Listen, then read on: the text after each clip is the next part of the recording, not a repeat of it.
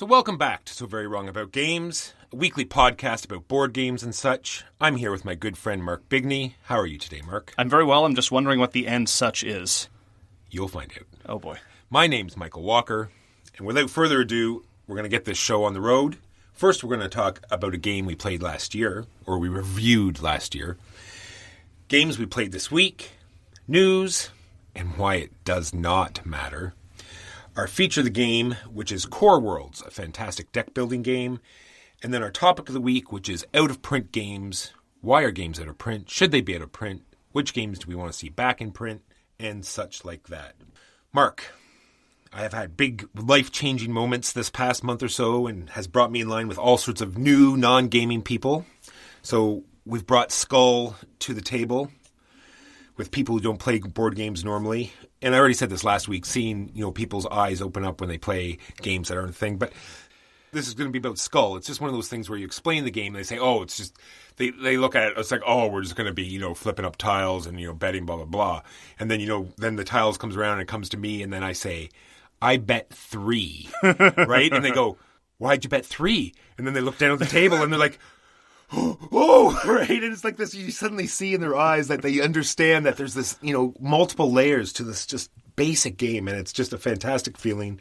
I cannot stress it enough that I just love this hobby that we're in for many and multiple reasons.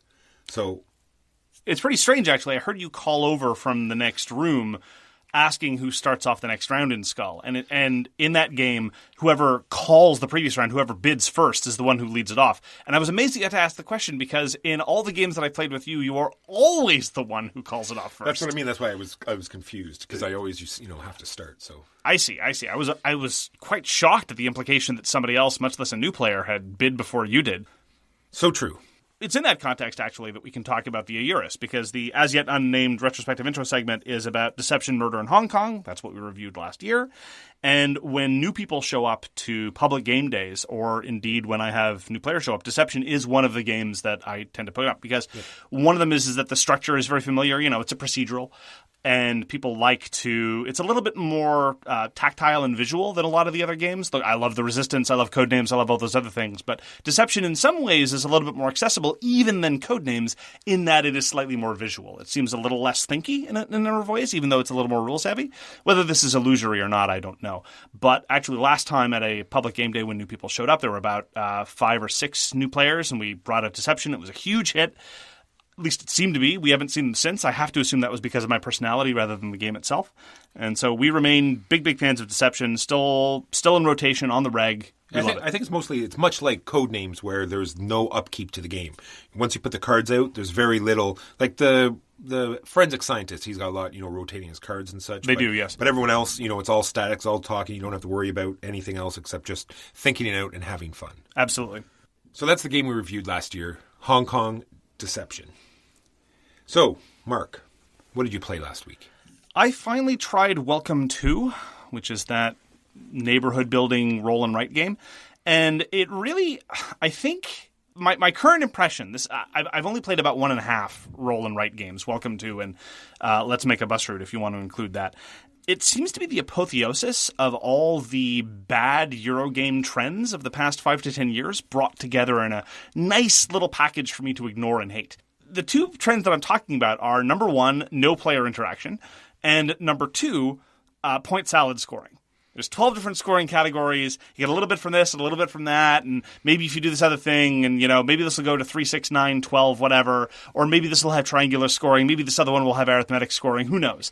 And when the rules were being explained to me, it really was just the case that here's the round structure and the rest is just scoring. And so it's very accessible, so I can certainly understand the appeal on that score, but there's no interaction aside from the very, very, very narrowest bit of competing to get to these certain goals first.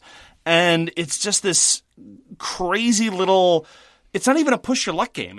There's a slight gamble that you can take in some instances, but you don't have those good elements of push your luck, like the better dice games, like Raw does, for example. I love push your luck when there's a good enough structure around it, but just when there's no interaction and there's a bazillion different ways to score, I'm sorry, I just tune the hell out. And it's reasonably pretty, but when the theme is so pasted on, how can I even get grabbed by that? And again, I couldn't help but think that I really wanted to sell the people in this 1950s suburb pizza, beer, and hamburgers. It's so true. That's the one thing I liked about. We haven't played very many of these roll and write games, but generally they seem very heads down solo games. That's what I liked about Let's Make a Bus Route, right? Because you like sort of head people off, and if people got to places before you, you had to, you lost points by going over other people's routes. So there was a little bit of interaction there. So.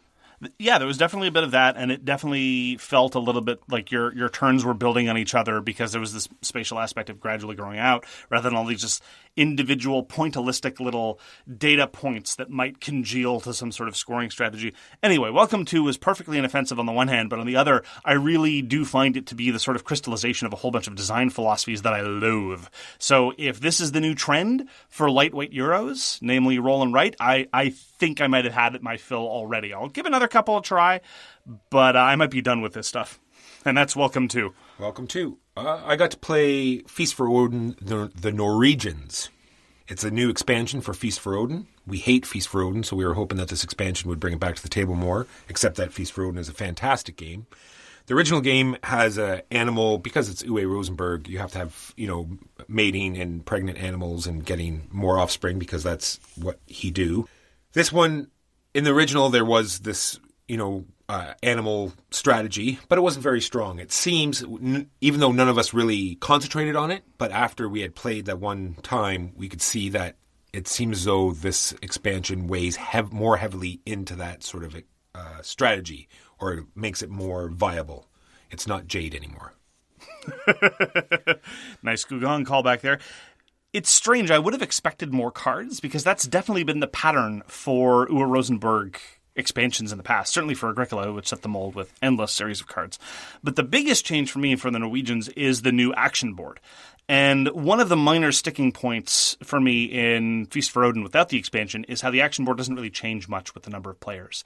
But when you're playing with the Norwegians, the different action segments really do scale for the number of players. And not only that, that's already good. And it helped encourage us to butt up against each other a little bit more. The competition for action spaces was much more pronounced, even though they were all new to us. The other benefit was that the new action spaces just seemed to be slightly better balanced. Money felt tight in the early rounds. I really felt it was hard to get what you wanted. And that extra little bit of tension, I think, didn't bring it up to things like Agricola or some of the other really, really tight Uwe Rosenbergs. And as I say, although I love A Feast for Odin, I wish it were a little bit tighter in some of the aspects like player interaction, like resource scarcity. But yes, getting animals is hard. And it really, really, really paid off. I mean, it paid off for me. I didn't pursue an animal-heavy strategy, but I needed some pigs to fit into some of the new huts, which are also an excellent addition in the Norwegians. You get these little artisanal huts. So it's locally sourced, handmade, fair trade kombucha huts. Local, I like it, yeah. Yeah, absolutely. They're tended with white people with dreadlocks and bad tattoos and unfortunate facial hair, and they will prepare for you. Captain Hipster? Gotcha. Absolutely. They will prepare for you their locally sourced kombucha, and they were into kombucha before it was cool. Exactly. And so I was making my little kombucha, and they needed a pig for some reason. And it was hard to get the pig. I had to work for it, and it paid off. And so, yeah, I liked that feeling, that added feeling of tension. And it really did, despite the fact that in terms of rules overhead, there's practically none. Just explaining the rules differences are negligible. But the new action spaces are great. The new colonies are great. It's a wonderful, wonderful expansion. I highly recommend it. Now, I did a migration strategy, so I didn't see how the feasting did, but it looked as though feasting might be more difficult because there's a lot less of the free food spaces. But I personally didn't feel I could see that being a possibility. We've only played it the once. That's right. The aforementioned artisanal hut that I had gave me salt meat, which is a marvelous thing to feed your Vikings. They love that stuff. And so I didn't really feel a solid pressure for feeding the Vikings, which is to say it felt very much like previous iterations of A Feast for Odin, where feeding people is largely an afterthought, and you might have to spend some Vikings to do it, but it's not a huge deal. But absent that, maybe. Who knows? I'm very much looking forward to exploring it and seeing how it changes some of the fundamental aspects. Yeah. And that was A Feast for Odin, the Norwegians. What'd you play? Got to try Architects of the West Kingdom. I'm going to blame this squarely on you. Walker is a slave to the hype, and this has been getting some good buzz. Well, I want to take this over because... Oh, do you now? I do, because I want to group it in with another game that I played. No. They don't deserve... No. I wanted to group them both together. I had this whole thing for this. we also played a game called Byzantium. Yes, we did. Which is also a worker placement game. No, it's not. Yes, you do. You place workers, you place the things on the spaces, and it gets you on your board. Wow. Right? And it gives you troops. So you're doing these actions, just like in Architects of... Yeah, they're the same. the They're West Kingdom. exactly the same kind of game because in both of these games you do actions. Absolutely right. 100%. They're exactly the same game because Precisely you the same. do actions. Because you do actions. That aren't fun. There's nothing. There's no action that you say, Wow. oh my God, that's really interesting and fun to do. There's no fun in either of these games. Okay, well, we can circle back to the relative merits of the games independently, but structurally they are not similar even remotely. I did not say structurally. Okay. I meant the fact that you didn't like either of them. No, Fine. not that I didn't like them. The fact that they had a plethora of actions to do and none of them were fun. Okay. Let's talk about Architect of the West Kingdom first of all. So, just because this is your fault and you feel embarrassed about telling me to get this game, even though it's no good, it's true. It was on a bunch of top 10 lists for last year. You listen to other people? No, I just look at the lists, and so I thought that there was something there. Sometimes the buzz is good. Sometimes the BGG top hotness list, it usually doesn't lie. This was up there for almost the whole time. When their next game was announced, there was quite a bit of buzz about it due to the fact that people enjoyed this Architects of the West Kingdom. So let's talk about Architects of the West Kingdom. Yeah. This was put out by Garphill Games. These are the same people that do Raiders of the North and X of the North and Y of the... So Architects of the West Kingdom, apparently it's something about the Carolingian Empire. Reading the rule book, I almost thought I was being trolled. I thought I was being punked or something because the intro to the theme says, you're builders and you're trying to impress the local feudal lord. And I didn't know we made games like this anymore. I didn't know that you controlled wealthy families that were trying to impress a visiting potentate. Are you sure you weren't reading the Calis rulebook by accident? I know. I thought I was having flashbacks. And this is a relatively standard worker placement game, except for the fact that, number one, spaces aren't exclusive. Most of the spaces any number of people can go to. The nominal twist is that there's this notion, which parenthetically is entirely unthematic. It makes no sense whatsoever in the context of any kind of remote narrative that the game might be trying to peddle, thin though it may be, is you can capture workers, sell them to the prison, and or spring them yourself. Now, this kind of encourages you not to bunch up too many workers in the same space, in theory, because actions get more powerful the more workers you go there, but that, of course, means that you're just doing the same thing over and over. Now I get 1 wood. Now I get 2 wood. Now I get 3 wood. Now I get 4 wood. Ooh, fun. And then, because there are 4 guys there, you're more vulnerable in theory, but really, all that this amounts to is spending a turn during your tempo to liberate your guys by one way or another. And it just didn't add any substantive player interaction. You just went for the largest available targets. There wasn't any notion of targeting somebody to free up an action space for you. If this were about freeing up an action space for you, so it's to remove a block, then maybe there might have been some more substantive player interaction. Anyway, it's not my job to fix the game. But in the ways in which it was not incredibly dull, I'm going to get this clay so I can build this building. This building gets me points. Yay. It just felt like a strange, overly complicated way of cycling your workers. Because, you in a game without rounds, you need a way to cycle your workers, and so fine. But it just, it did nothing for me. I was entirely unengaged the entire time, except when making fun of it. So I don't understand. It is getting some good buzz, I'll grant you, but I don't understand why people really enjoy Architects of the West Kingdom. I thought it was short. I will give it that. Yep. I think that was deliberate. I think partway through we were sort of like, this is just going to be more of the same. How does this end? Okay, let's do this. Sure. And yeah, I'm not going to repeat all your points because I already said it. There was just no action that was overly interesting. It was like, okay, now I've done all this. Now I can do this. You know what I mean? Like There was no build up. It was just like cycle and repeat, cycle and repeat. And just as a minor gripe, it has this quote unquote virtue system. And in the rule book, they kind of sort of make it out to be some sort of interesting paradigm. And ever since video games started messing with some broadly construed system of ethics, starting about 15, 20 years ago, I've found these systems to be aggressively uninteresting. And as a former ethicist, I find it borderline offensive how they just want to lump in moral status as another kind of resource.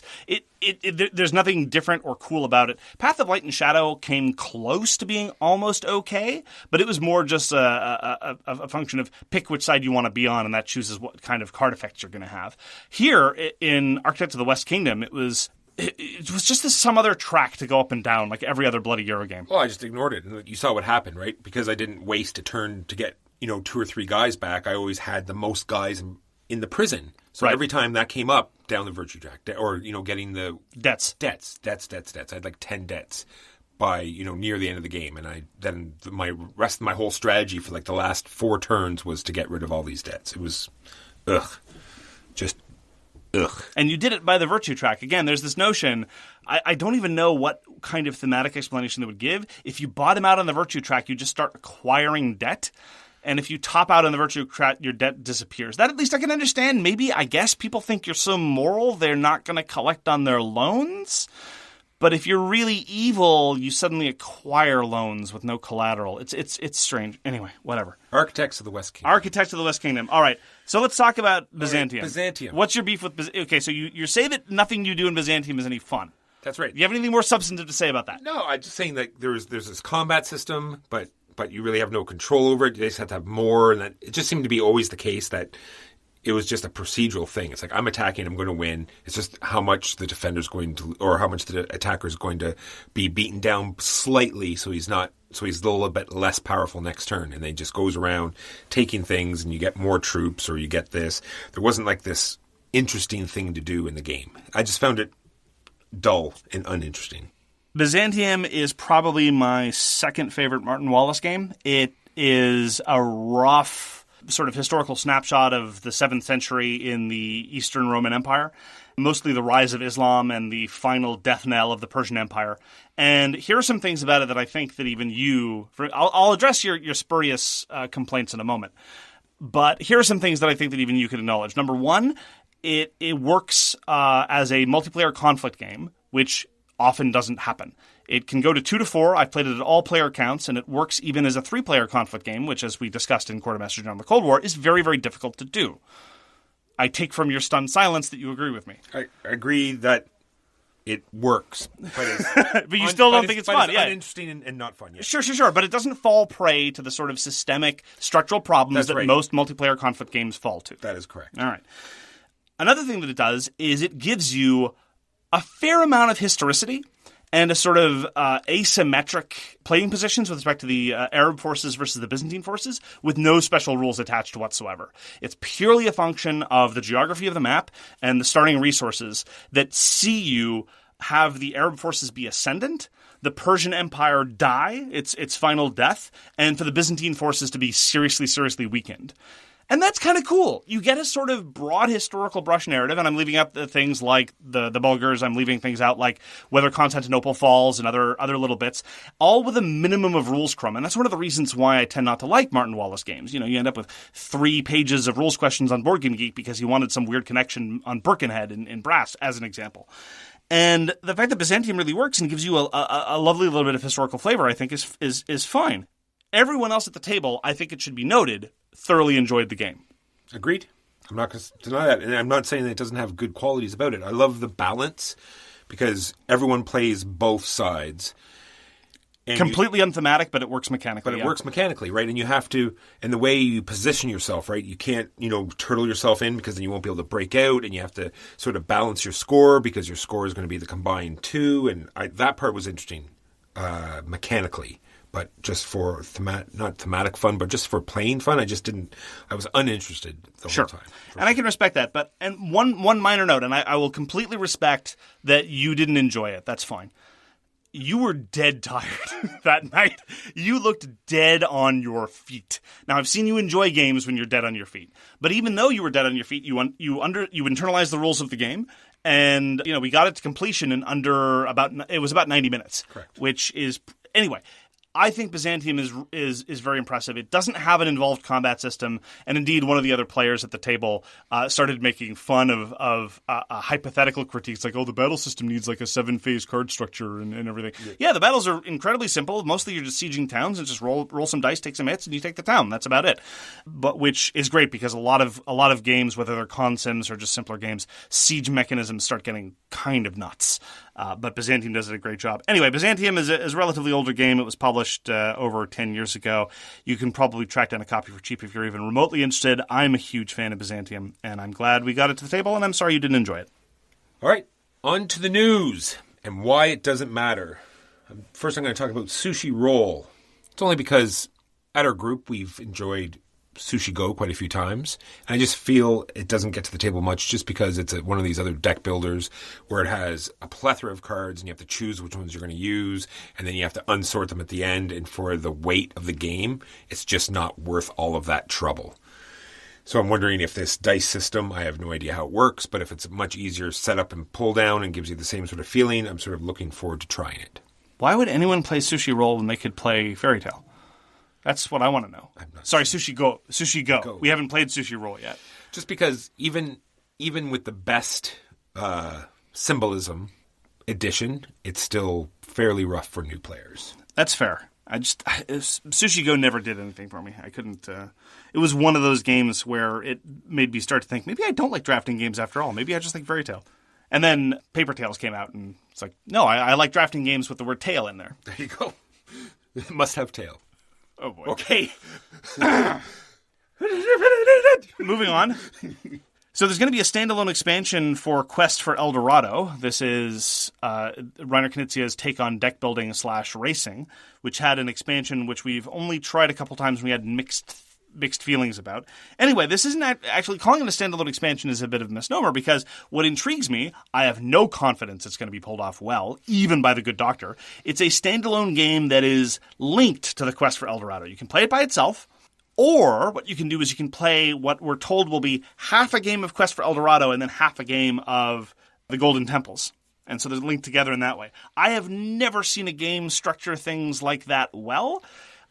To be fair, if anyone can, it's probably Reiner Knizia. So I'm very curious. I'm not even cautiously optimistic. I'm just very curious about what this is going to look like. And as we've commented in the past, Reiner Knizia seems to be on a bit of a tear lately. And so I'm very, very keen to see all his new output independently of whether or not it actually pulls off this impressive feat of game design. So that's supposed to be coming out later this year. And that is called Quest for El Dorado, The Golden Temples.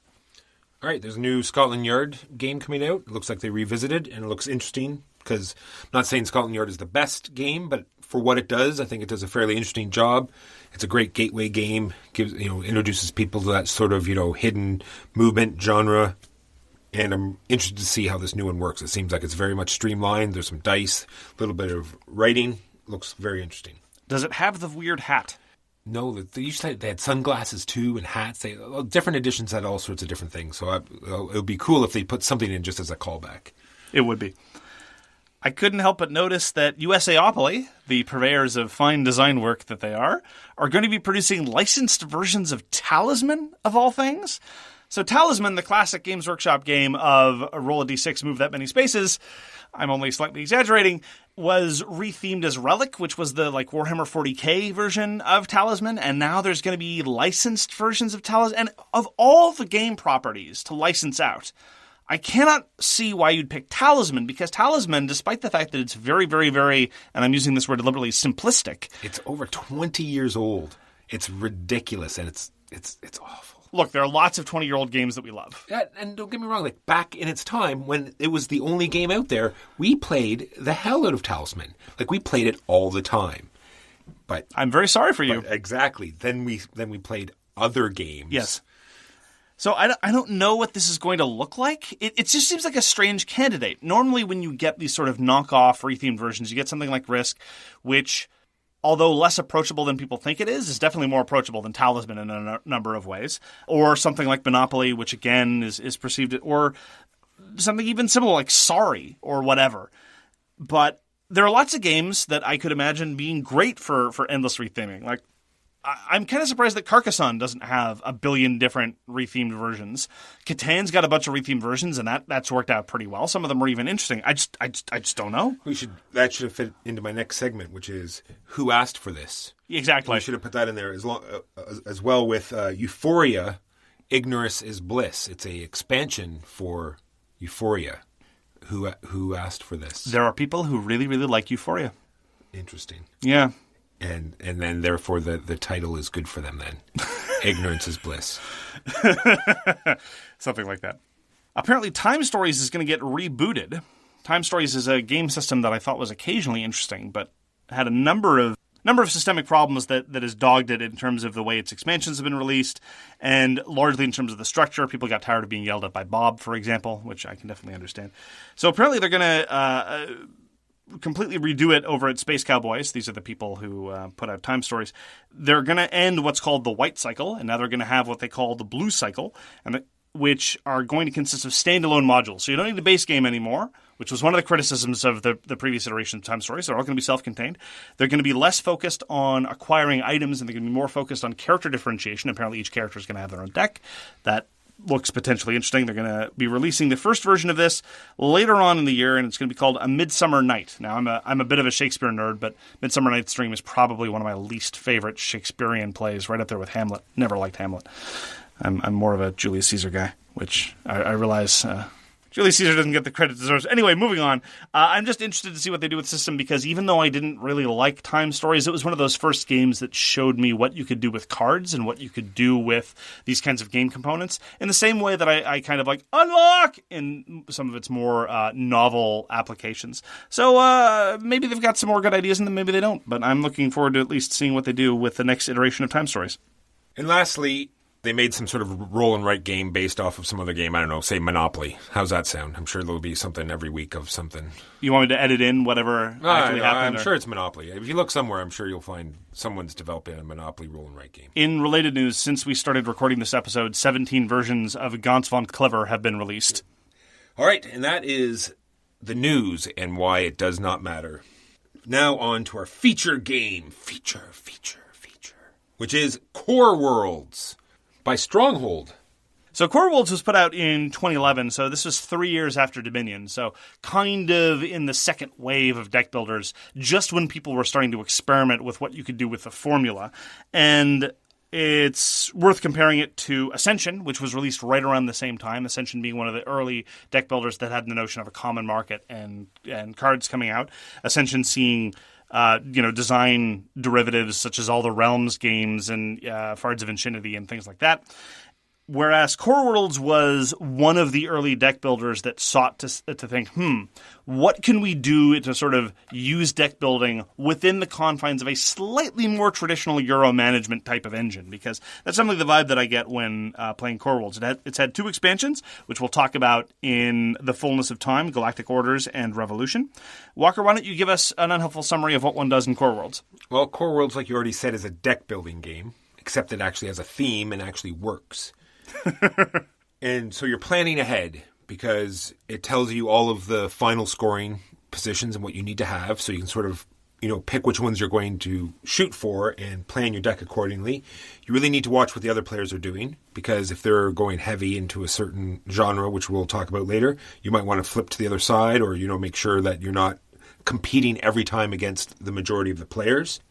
And then you're removing your useless cards. There's many ways to burn cards out of your deck. You're making sure you get rid of all the useless ones in a timely manner. And then you're taking advantage of the turn order. Because, be it good or bad, turn order is very important in this game. I'm sure we'll talk about that soon enough. So that's what you're doing in Core Worlds. There's 9 rounds. You're building a deck. You're trying to maximize your score by building... I'll just go into it very quickly. You're building either infantry or spaceship fleets. And your majority of your points are going to come from these worlds that you have to conquer. And the world will have a certain defense value, be it a mixture of both these armies and fleets, or all of one or all of the other. And then you have to deploy troops and match that strength, and then take the planet over. And then it will give you 1 victory points, 2 more energy in order to do these things, and 3 maybe have a special ability on it that will help you as well. So right off the bat, let's talk about one of the ways in which I think it's useful to talk about different deck builders, and that is, what kind of currencies do you have? Because we can start with the simplest kind, which is Dominion, where you basically only have 1 currency, arguably a different kind of currency if you want to talk about things like action efficiency or things like that. Then you get into other deck builders like Thunderstone, where you have 2 currencies, 1 to buy and 1 to bash. In Core Worlds, you have 3 core currencies, and then a couple of other things which are sometimes currencies, and that's part of what I find interesting. So you have energy, and energy is definitely the early parts of the game going to be probably one of the most scarce elements that you're going to run up against. You use energy both to buy cards and to play cards, more on that in a moment. And then you have the 2 kinds of combat strength that Walker just talked about. You have infantry and you have air. You basically have ground forces and air forces. I know there's no air in space. Please send all your emails to Neil deGrasse Tyson at, where does he even work? At sciencey.com. Sciencey.com. Thank you very much. And managing these three different currencies is very interesting, especially when, as you often get, some cards that play with turning one into another, like converting ground force into air force or vice versa, or turning energy into more force. And then there are the ones that turn cards into more force, and you're starting to managing your hand in a different way. And that is, in a non-cumbersome way, a lot of the dynamics that I find really interesting in Core Worlds, because at the start of your round, you don't really have the sort of lightning-fast turns that you have in a lot of other deck builders. At the start of your round, you have to plan your subsequent actions and figure, okay, where's my energy going? Where's my actions going? What am I going to use these cards for? And planning out the use of your hand, it's not nearly as puzzly or as complicated as, say, a game of Mage Knight, for example, which is another game that is a deck builder and then a whole bunch of other stuff on top. But you do have to make very, very careful choices about what you're going to take from the middle and what you're going to do with your hand. And that's one of the things that I like in a deck builder. In turn order as well, because sometimes there's a scarcity of some things in the middle. What we're talking about is there is a draft that comes up every turn, and it all comes from the same deck, and there's the planets and the infantry and fleet cards are all in the same deck. They come out, and you keep drawing until you have at least X number of cards based on the number of players. Okay, and sometimes there are very powerful cards or cards which are obviously better than the rest that came out that turn. So this is where the turn order comes in and where planning your turn really matters. You either A, have to make sure you have a bunch of troops out there so you can attack immediately, or get those troops out before anybody else does and take the planets that you want, or purchase the cards that you want right away. That's a lot of what the tension brings to Core Worlds, especially when conjoined with the strange tempo that it has. Let me first off acknowledge what you said before. Turn order is hugely important. It's so important, in fact, that one of the first things that they quote-unquote fixed with the first expansion was that the end game worlds were no longer bound by turn order in quite the same way. Going first in the last two rounds in the base game without any expansion was hugely deterministic, because all these incredibly valuable worlds come up, and if you've got your ducks lined up in a row, you just take them and no one can stop you. And so one of the first things they did in the expansion, they said, okay, well, if you could take over one of these endgame worlds immediately after somebody else does, there's no harm, no foul to anybody else either. You all get to share. And that was a necessary introduction, I think, because even then, turn order is not something you manipulate. It just passes from round to round. And if you have first dibs, you have first dibs. I'm not a huge fan of it. It's not a massive problem in the game, especially when you've got that fix for the end game, but it isn't super awesome. However, let me then segue into the other thing. Tempo is hugely important in Core Worlds, and that you can finesse a little bit, because one of the things that you can do in Core Worlds that you can't do in other deck builders is you can send cards off to essentially a holding box, which is called your war zone.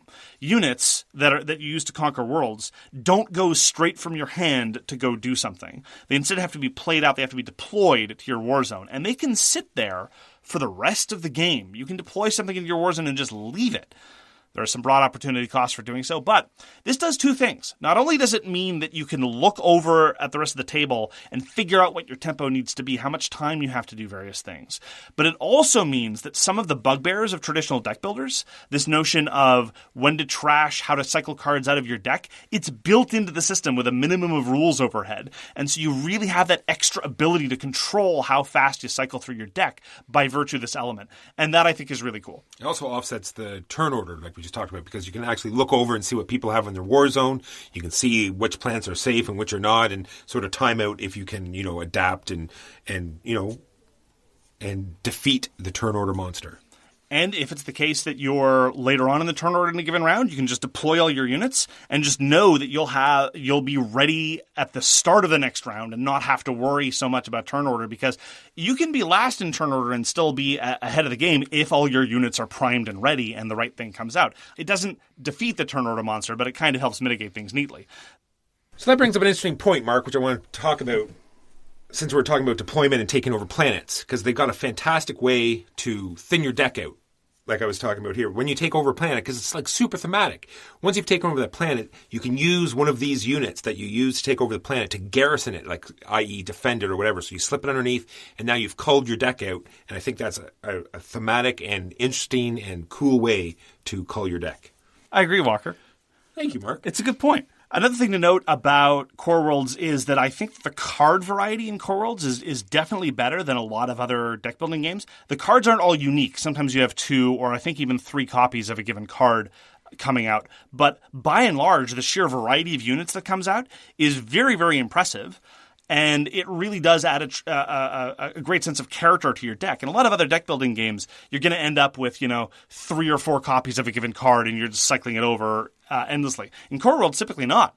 That unit that you bought even in the second or third round is going to be very determinative about how you're going to be playing and what you're going to be able to take it over. So couple that with the relatively large variety of cards that are in the game, I find that every deck feels very different from every time I play. Yeah, not only that, they're graduated. Like we said, there are 9 turns in the thing, and they're all divided up into groups of 2. And every time you get it to a new phase, you're actually taking a new deck out for the draft, and they're graduated. They get more and more powerful, which is a mechanic that I love. And like you said, there's no, like in other deck builders, we have multiple piles and you see them for the whole game. You're going to have cards that you'll not see maybe in 5 games. You haven't seen this one particular card because, like I said, you might flip 2 or 3 cards up and you're done for that phase. And you might have about 15 to 20 cards left that you haven't even seen that game. You're on to the next phase, and that makes the game different and change it every time. I love it. All the while having that stability of what you talked about, of the end game cards, the big worlds that are worth tremendous, the eponymous core worlds that are worth so many points. You know what they're going to be right from the start. They're printed right on your player mat. And so you know that you can build towards it. One of them gives you more points for starfighters. So you can try to buy a whole bunch of starfighters and then take it over if you've got your ducks in a row. So you get that variety, but at the same time, it doesn't get unmoored from some sense of control and planning from the start of the game. Yeah, I want to stay on the cards because the art on these cards is amazing, like ridiculously amazing. Ridiculously amazing when you compare it to other deck builders. Yes, right. But like we said, all the cards are fairly unique, maybe 1 or 2, but the art it's like a sci-fi robots. More about that later, and infantry, flamethrowers, really cool starfighters. I really enjoy the art.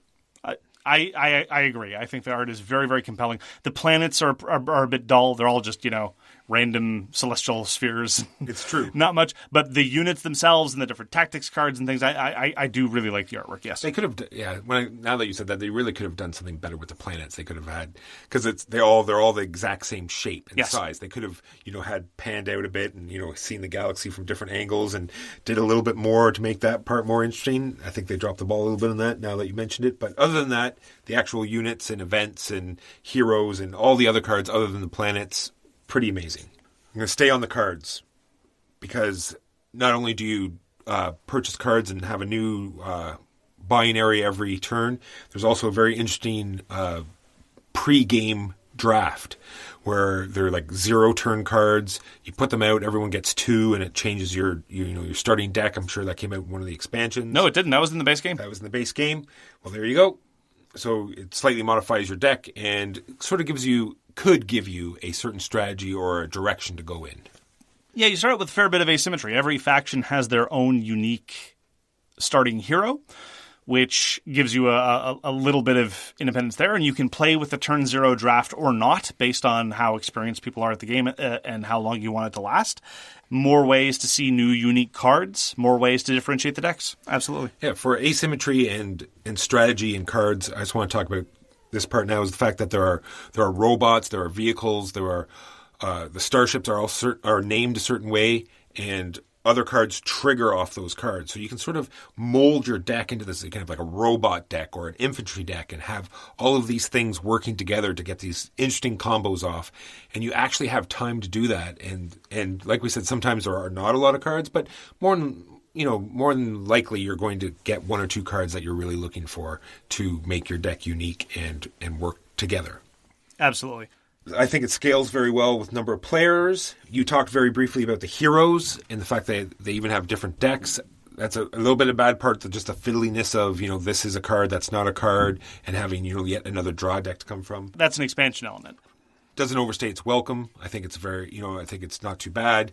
9 turns. Sometimes it might be a bit long, but I maybe a little bit. Not sure. I'm going to have to disagree with you there. I think overstay its welcome is, of course, highly subjective, but I do think that Core Worlds is longer than it needs to be, especially given if you have 4 or more players and any of them, either because they're not familiar with the game or just because dispositionally they take rather too long, because the game's length just scales upwards with another number of players.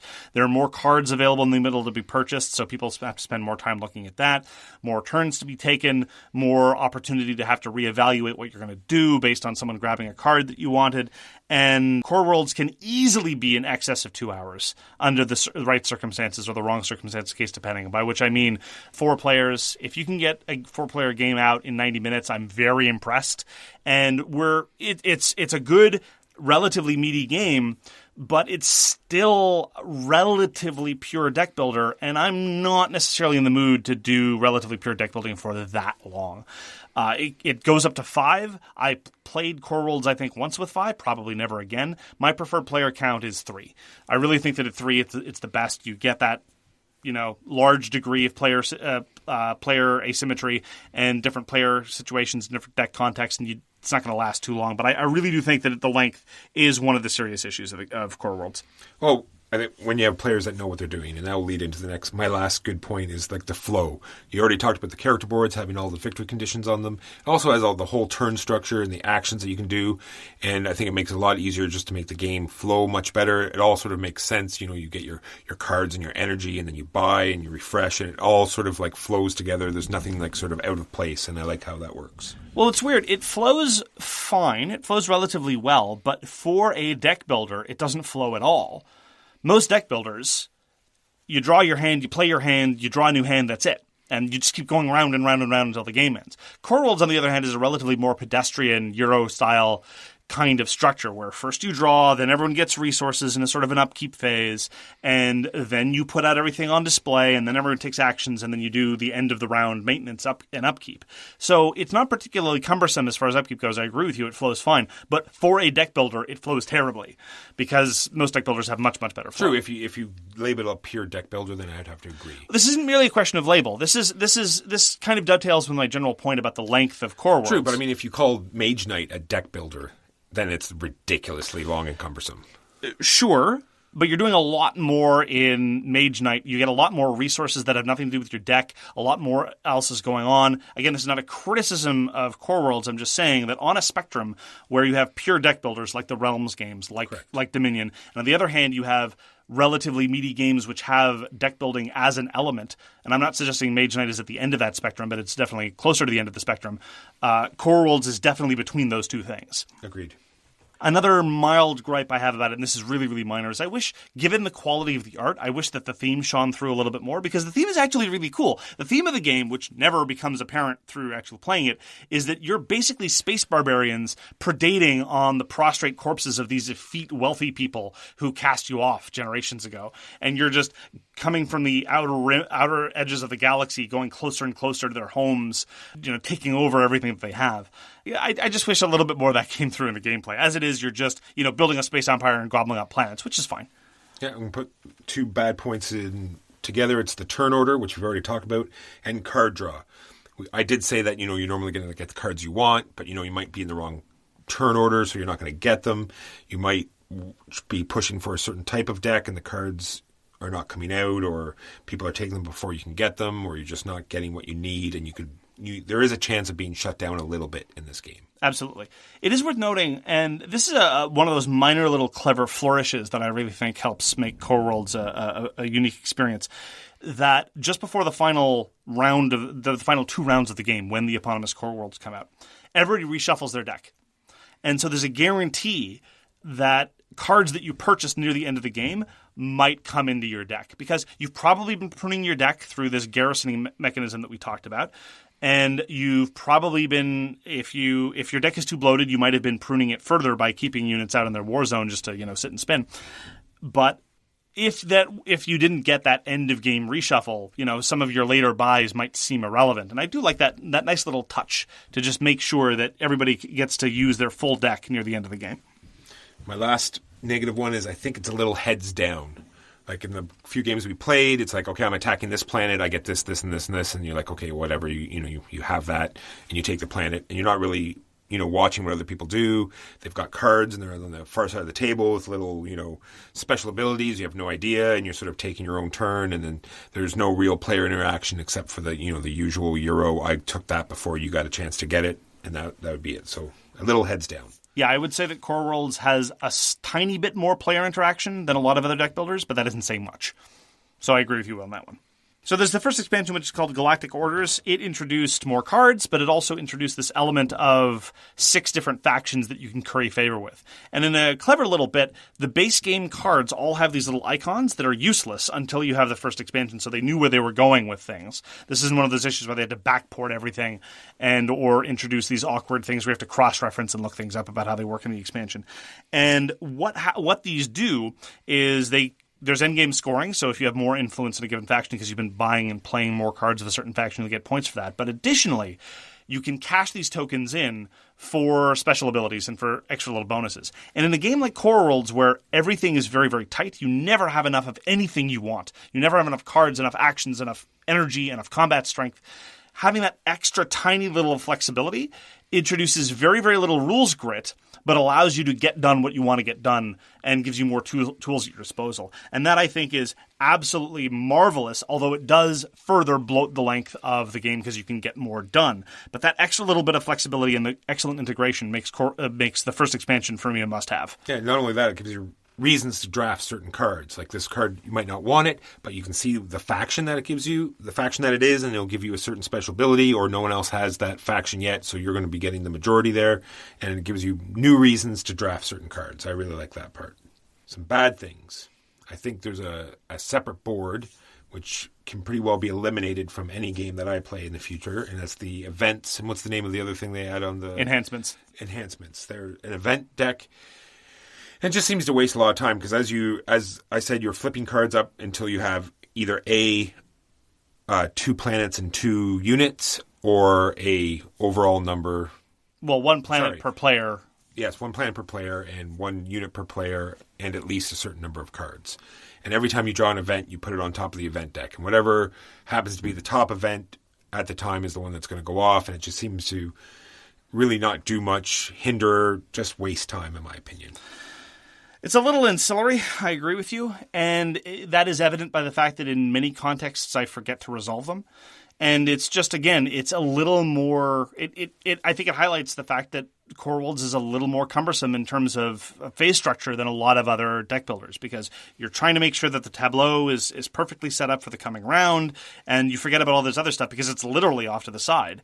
And I don't know that there's a better way to integrate it. The same thing is true of the enhancements, which were mostly introduced in the second expansion. They go off next to the events, and they're another thing to buy. But most of the time you're just focused on the big pile of cards in the middle, and you don't look off to the side, to the sideboard with this other thing to buy. Well, it's just because it's got huge text. The other cards are fairly simplistic. It's give me this much infantry strength, this much fleet strength, done and done. These enhancements are like a whole, I'm not saying like a whole paragraph of text is huge, but in comparison to the other symbology and or text, it is a lot. And sometimes there's like 10 to 15 cards in there, going through them all.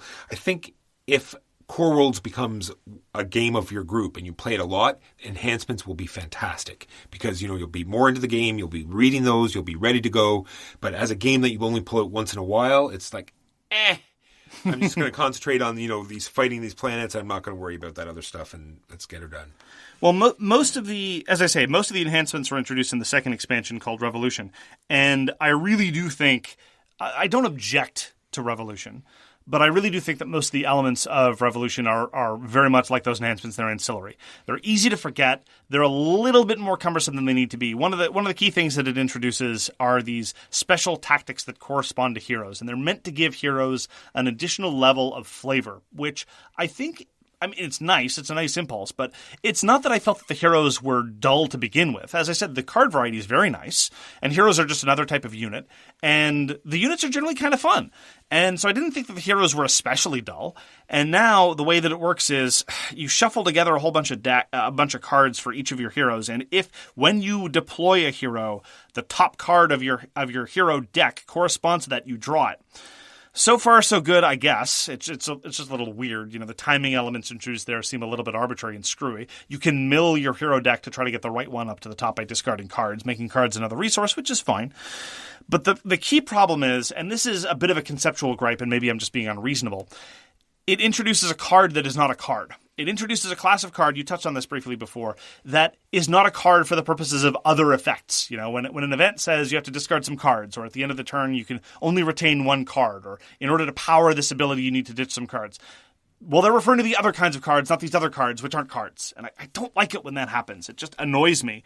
And it introduces an extra little rules grid and kind of an ancillary hand, and I'm generally happiest when I'm just playing with the first expansion, not with both. I don't object to the second, huge deal, but I just think it's a little ancillary. So to sum up, I really like Core Worlds, especially once you add in the first expansion. I don't think, personally, that it's a top-tier game precisely because it's usually a little longer than I want it to be, but you do get to do some cool stuff. And as a deck builder, it is very novel. If you think if you like deck building, but you're a little bit tired of the standard formula and you haven't played Core Worlds, I highly recommend it. It's on the strength of Core Worlds that I tend to check out all the works of this designer, Andrew Parks. And while I haven't found another game that he's designed that I've liked as much as Core Worlds, he usually at least does something interesting. Little flourishes, little touches, little elements that make things neat, with some minor exceptions. And so if you like the thought of a deck builder that really gets a lot more mileage out of the engine than some of your more simple ones, not that we dislike the simple ones here at So Very Wrong About Games, I really think that Core Worlds is probably the one to beat. Yeah, definitely. I have tons of deck builders. We have several people in our group that already have this game, yet I still sought it out, got it, still looking actively for the last expansion that I want, and it's going to be part of my collection for sure, and I enjoy playing it every time. And that is Core Worlds by Andrew Parks and Stronghold Games. On to the topic this week, which is out-of-print games. Why are they out of print? Should they be out of print? Which ones do we want to see back in print? Which ones do we pray were out of print? Okay, I did not think of a whole bunch of games that I wanted to be out of print. And just to be clear from where I'm coming from this, I decided to artificially limit myself to games for which I would want a straight reprint. There's not games that I wish were redeveloped or redesigned or heavily tweaked or reimagined or anything like that. I think that's a separate issue entirely. These are games that I check to see that are not currently in print, that are fetching high prices on the secondary market, that I wish someone would just say, okay, give me the files, I'm gonna print this thing just as it was, maybe with a facelift, I don't know. But these are games that I don't think, wouldn't it be great if it were the same but improved? That, I think, is a separate issue entirely. That's how I approach the topic. All right, so before we get into specific games, I have some just generalized stuff here to talk about. One of the things I have written here, if you want it, you can probably get it. So even if it's out of print, on the secondary market, Board Game Geek, eBay, more than likely, if there's a game you really want, if you have the money to pay for it, it usually doesn't go like it's a board game. Like some of them go dumb, but realistically, if they don't. I don't know about that, man.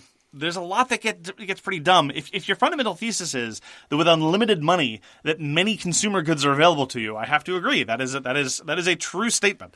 But when I think back to some of the things that I've looked at to get for other people, whether it's that hyper-obscure Kickstarter exclusive thing or a very, very old printing of a game, it's hard to pay 5, 10, 20 times the retail value of something. True. Kickstarter puts it in a whole different category, in my opinion, though. Like I'm talking about just a general retail game. When you go to Kickstarter, then it's a lot smaller print run, especially if for all the exclusives, blah blah blah.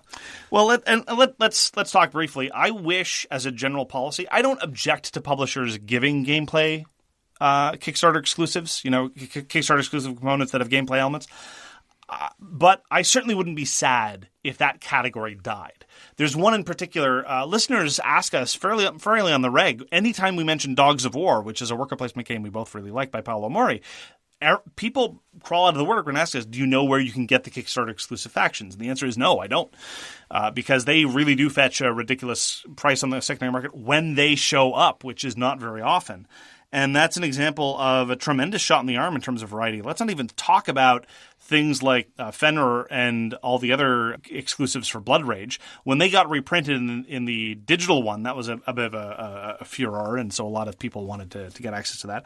But quite frankly, anything that has added gameplay value, that was Kickstarter exclusive, I wish would be more commonly available, and I don't think I'm alone in that. Another thing I printed here is if a wise man said, wise, maybe not wise, but anyway, a man said, if it is good enough, it will be automatically reprinted. I do not agree. You're allowed. I have a list of games here. You're allowed to do that. Yeah. Well, those games are probably not very good. Oh, really? Yeah. I'd be surprised. No, that one. Yeah, no. There are a number of these you like. But anyway. It is a commonly held bit of board game wisdom, and I don't agree with it. I did look over some. There was tons of lists out there. You out of print games that people want. Type that in Google. There'll be a list, and I wrote down very quickly a few games that are already getting reprinted that were on that list. Yes. All right. So some reasons why licensing issues. That's a big reason, like Pillars of the Earth, blah, blah, blah. There's lots of games, Forbidden Stars, lots of games that just cannot be reprinted due to licensing issues. But Forbidden Stars is being redesigned. It is. But part of I can talk about that later. I think part of the appeal to me of Forbidden Stars is the world that it's in. Sure. And then rights, just having the rights to the game. We've seen things with Upfront, another thing where it's confusing who has the rights or whatever, and then it just makes it impossible. Well, the number one game that I wish would be reprinted is not going to be reprinted by virtue of production costs, and that's HeroScape. So let's get into specific games now. I wish HeroScape were still in print. I love me HeroScape so much.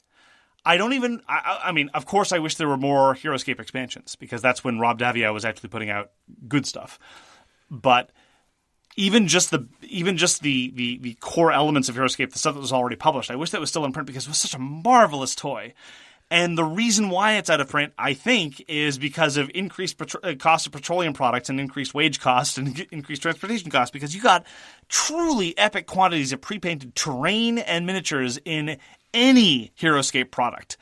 And that, I think, is why we're not going to see it again. When Wizards of the Coast kind of half-heartedly had a dalliance with maybe redoing something similar, it was their weird Magic the Gathering Battle of the Arena of the Planeswalkers, my apologies. It wasn't terrible.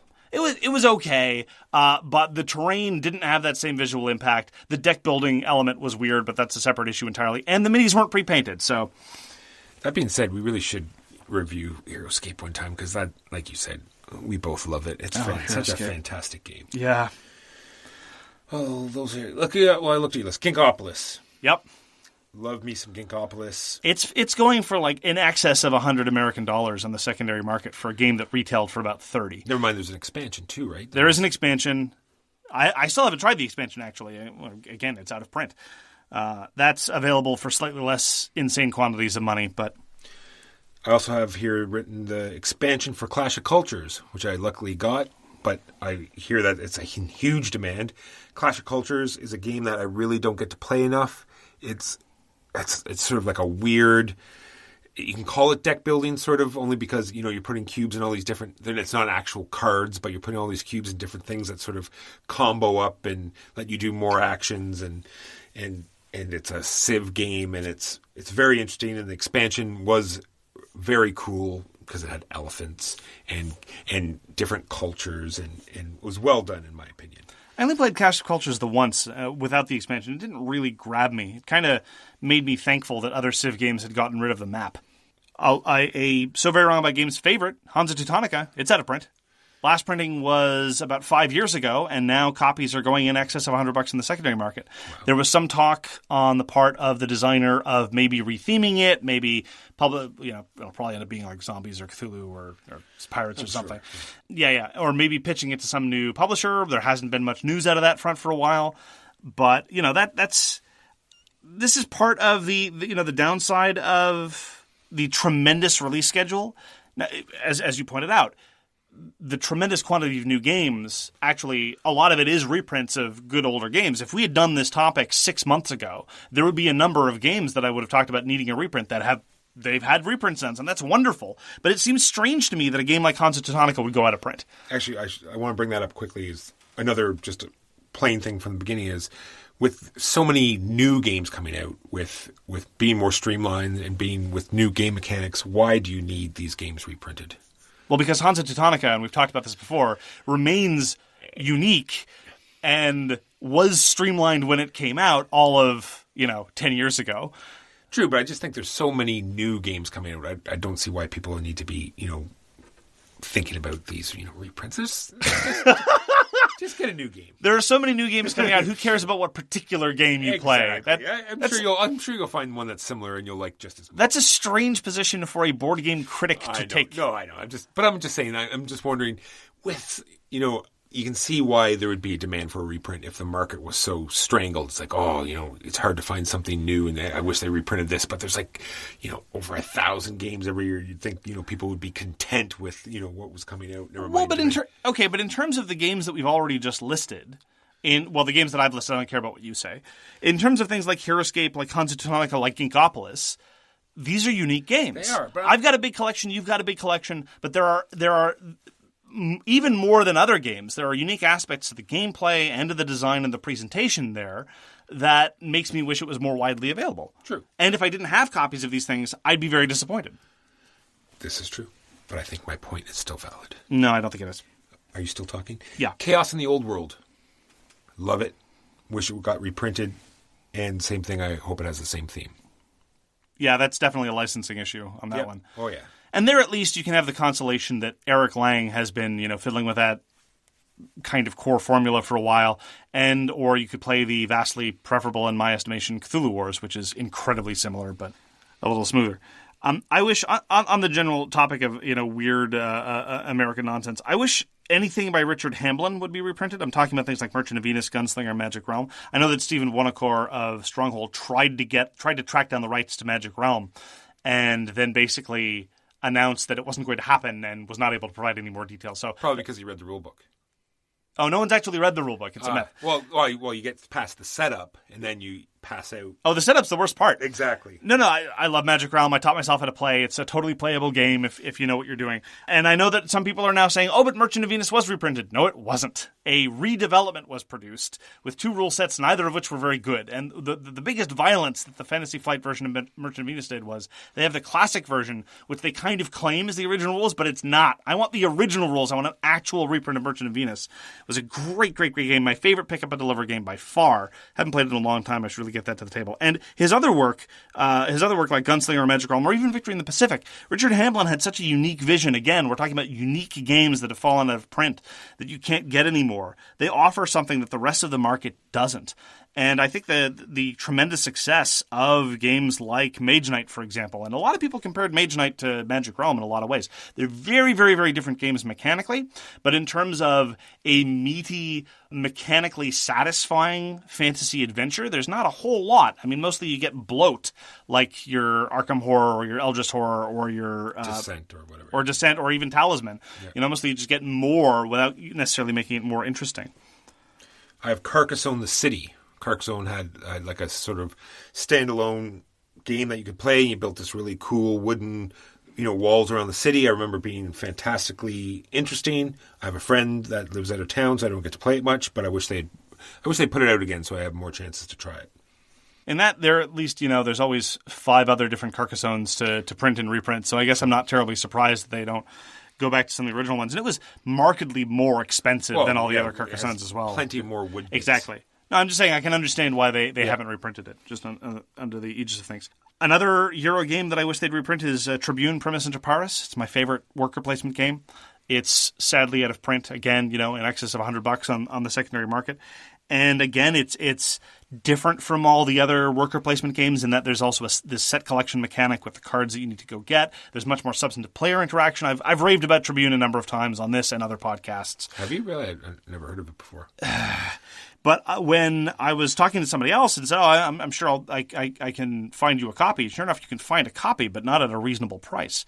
It kind of surprised me. And it's a bit of a shame because it's also, it was by Karl-Heinz Schmiel, who a lot of his stuff is out of print. Die Macher is out of print again. Versticht is out of print again. It's a shame. He did really, really interesting work, and you can't get it anymore. And then just one final note.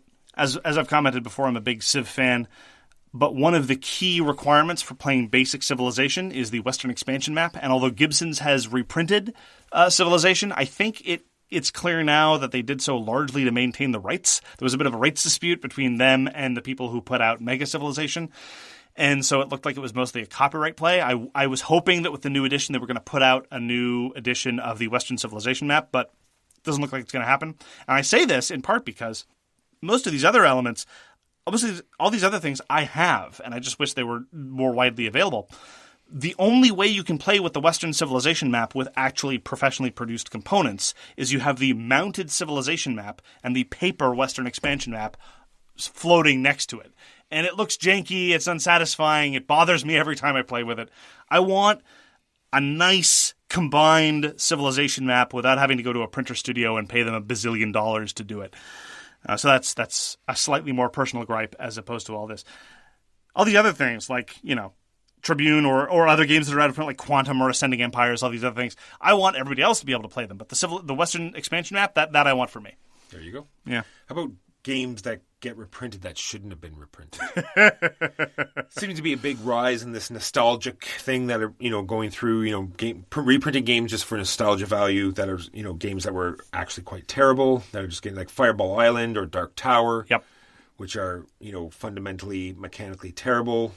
I've yet to see Dark Tower. I shouldn't say that because I think they reworked it, so maybe it works a bit better. I have no faith in anything they do. That's why I was so pleased when they picked up Conspiracy. Conspiracy, I think, is a great game. I don't know if they're going to ruin it. The people at Restoration Games, I mean. We'll see.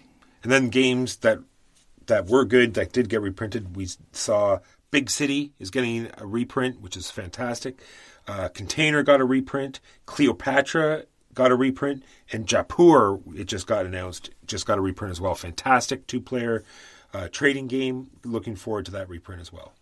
It's nice to see the visible effects of ratings inflation and the cult of the new on reprints sometimes, because I remember thinking that when they were going to reprint Endeavor, that Endeavor was pretty good.